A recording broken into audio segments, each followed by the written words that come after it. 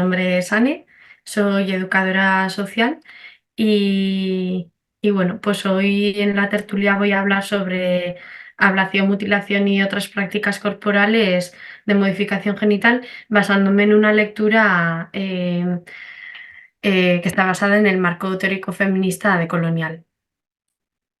Voy a empezar a hablar sobre qué es la mutilación genital femenina, pues un poco conceptualizándola y bueno, a ver cómo la entendemos. Voy a pasar luego a hablar sobre cuerpos, cómo se materializan los cuerpos sexuados, qué implicaciones tiene la mutilación en los cuerpos, en la sexualidad y cuáles son las explicaciones o razones que llevan a practicar esas mutilaciones, y terminaré con unas conclusiones, sobre todo recogidas desde las críticas feministas postcoloniales y decoloniales, y desde las resistencias que hacen las mujeres africanas pues desde su lucha.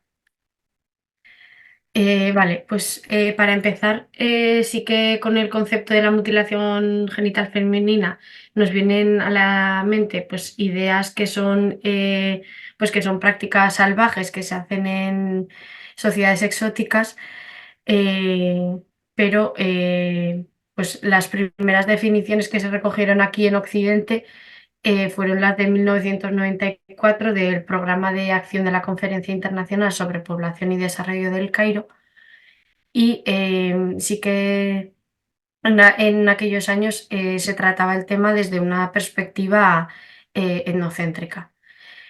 Y desde entonces, pues la Organización Mundial de la Salud ha ido modificando las definiciones y pues hoy por hoy eh, recoge la definición del año 2010, que es la siguiente: la mutilación genital femenina comprende todos los procedimientos consistentes en la resección parcial o total de los genitales externos femeninos, así como otras lesiones de los órganos genitales femeninos por motivos no médicos.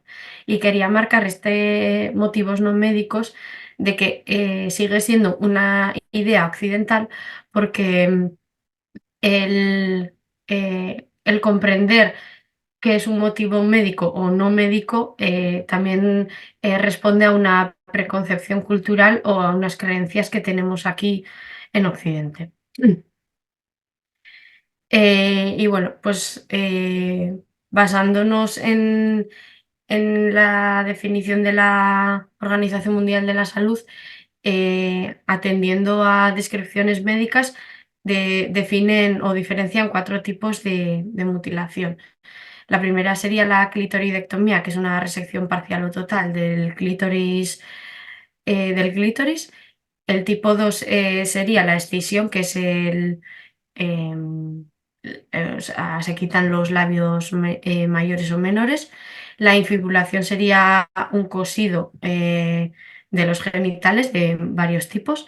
Y el tipo 4 serían pues todos los demás procedimientos lesivos para los genitales externos femeninos, que pues como dice la definición, que no tiene fines médicos. Vale, en esta tertulia voy a partir desde una perspectiva transcultural, porque creo que es necesario una perspectiva contextualizada que tenga en cuenta pues, los diferentes mutilaciones, diferentes sociedades, diferentes contextos en los que esto se llevan a cabo. Porque creo que o sea, estoy de acuerdo con que es una forma de violencia de género o violencia ejercida hacia la mujer, pero creo que también hay que tener en cuenta que está relacionada con cómo cada sociedad o cada cultura percibe el sexo, el género y la sexualidad, y cómo socializa e incorpora estas categorías. Vale, pues donde se practica la mutilación, pues mayormente se suele practicar o mayormente se practica en 28 países repartidos por África, Oriente Medio y Asia.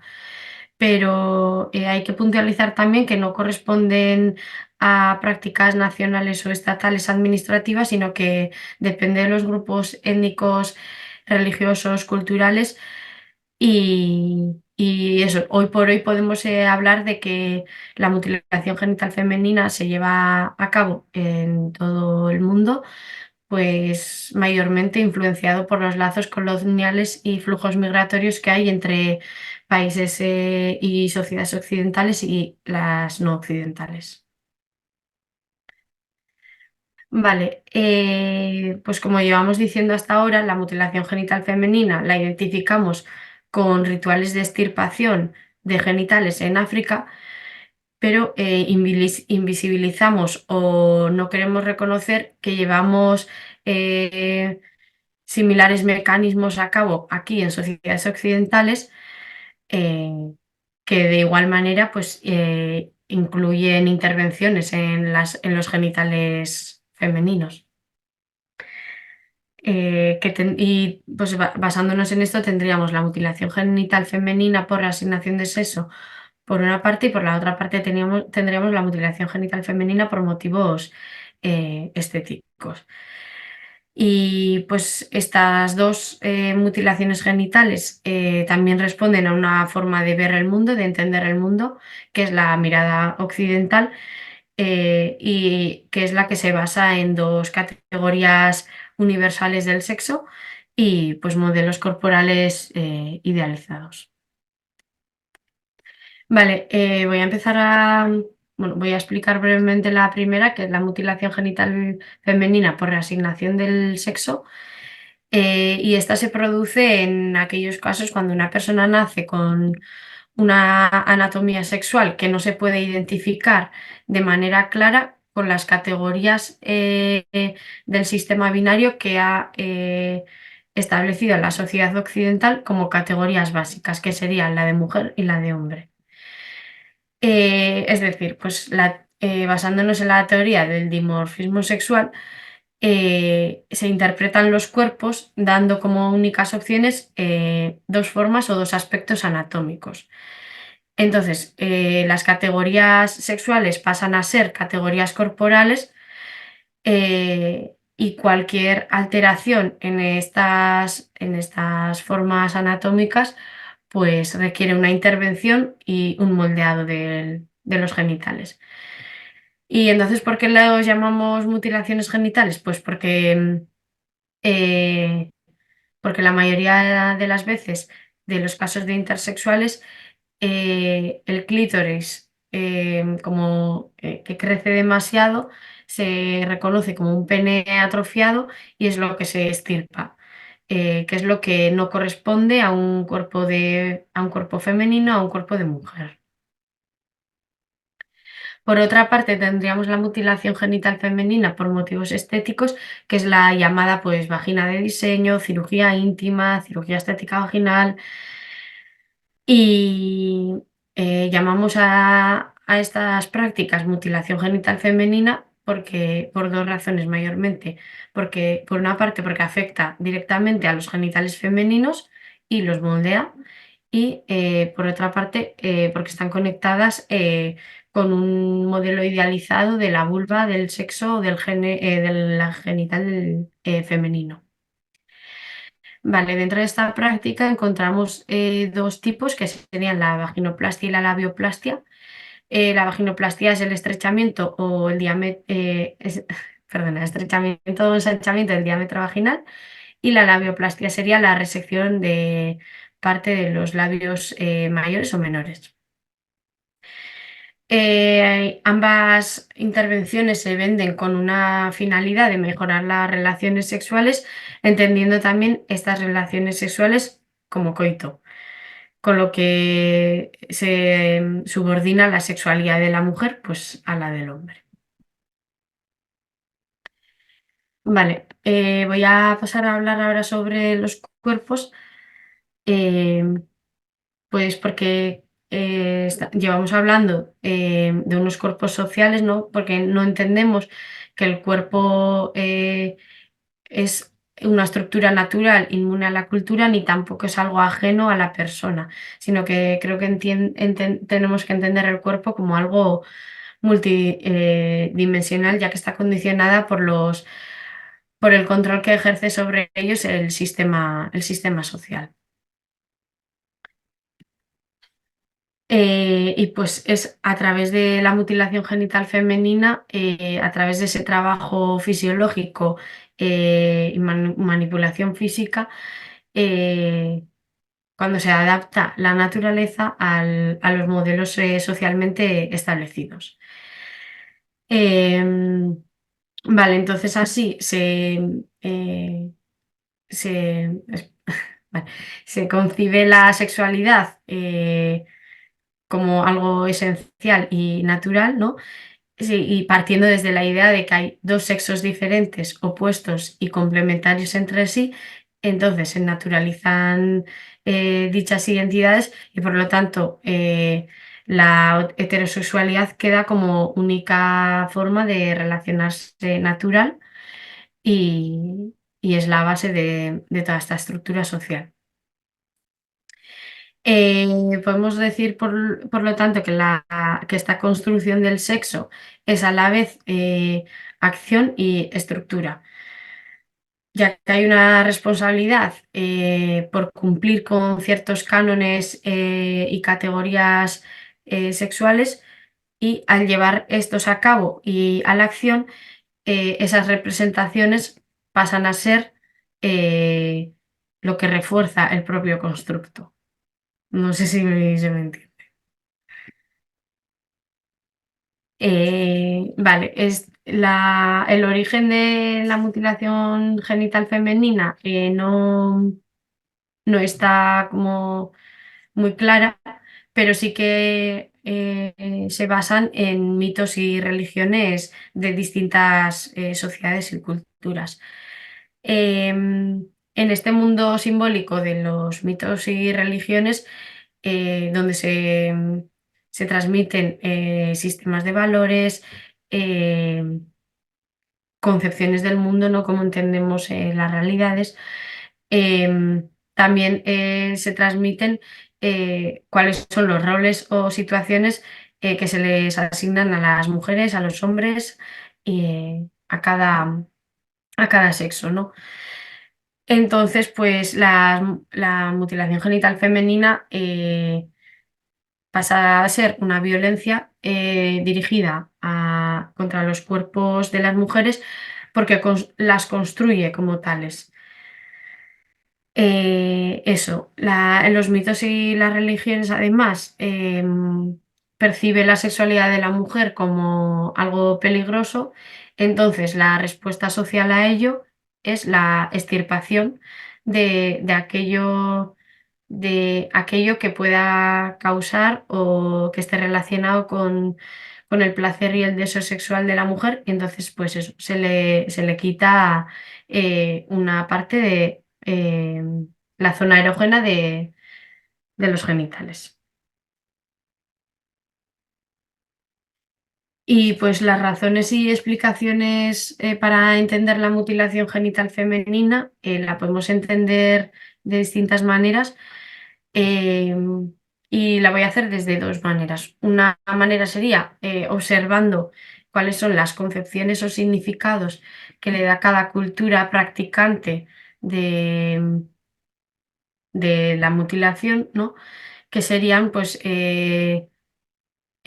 las psicosexuales y reproductivas, pues, por ejemplo, cuando se percibe a la mujer sensual como peligro y entonces se le elimina el deseo sexual, la razón de que facilita el parto, de la fidelidad de la esposa o en el caso de las intervenciones quirúrgicas aquí en Occidente, pues que aumentan el placer sexual del hombre.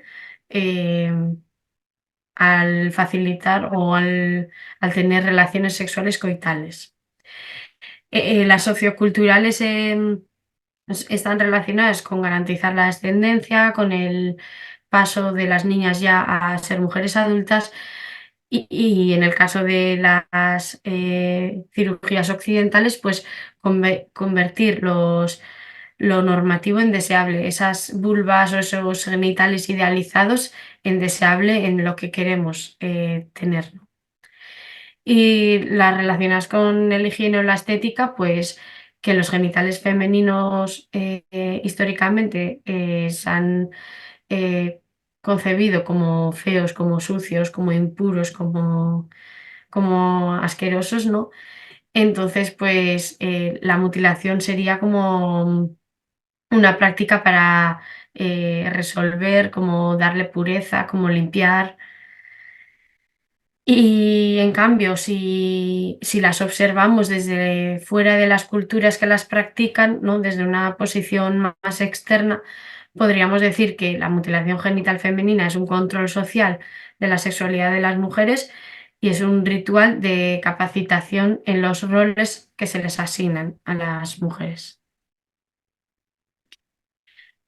Y pues ya dando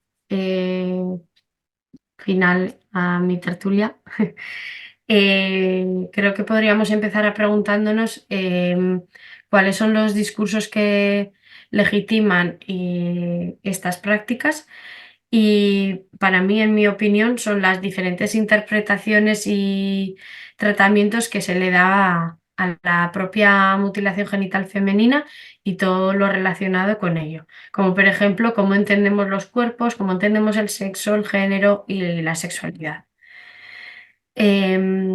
Ya que estos pues dependerán siempre del contexto sociocultural en el que se producen.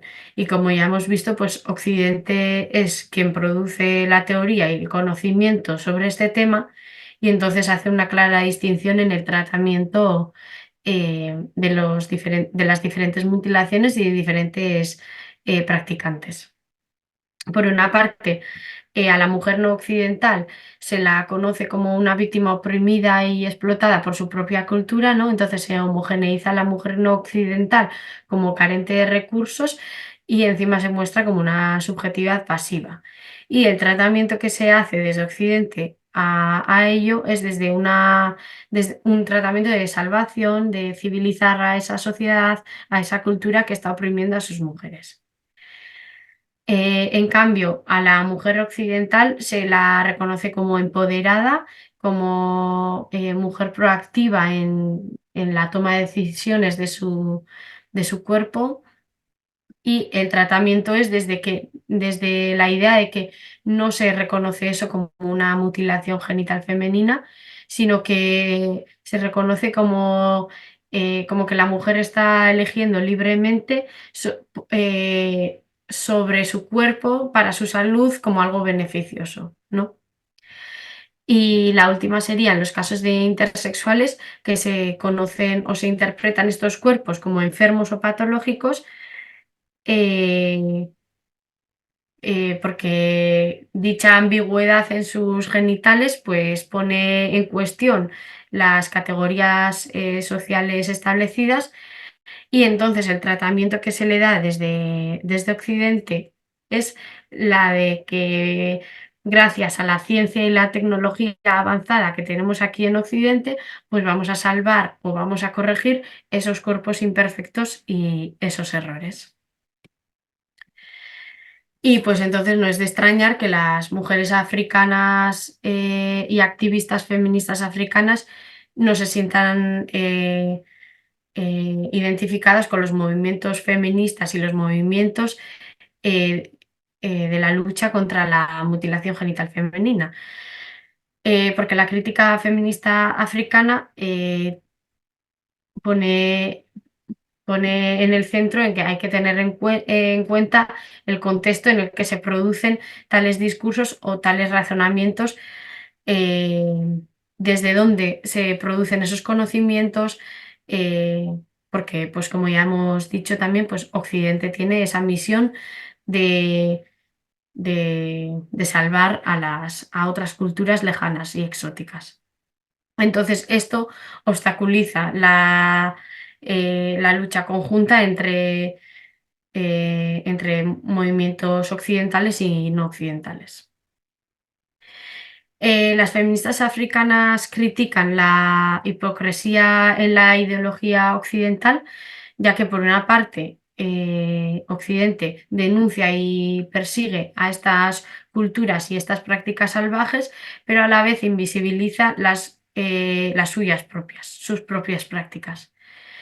Es decir, Occidente pues, busca imponer moral, civilizadora y una ética universal sobre otras culturas. Entonces, el movimiento feminista africano, por una parte, sí que comparte con el movimiento feminista occidental esa crítica a la opresión del patriarcado, pero a su vez remarcan que su situación es diferente, es especial y que está afectada por la situación colonial vivida anteriormente, históricamente, y por tanto, pues remarcan que factores como la clase social o factores de raza son imprescindibles a tener en cuenta en los movimientos feministas y en las luchas contra la erradicación de la mutilación genital femenina.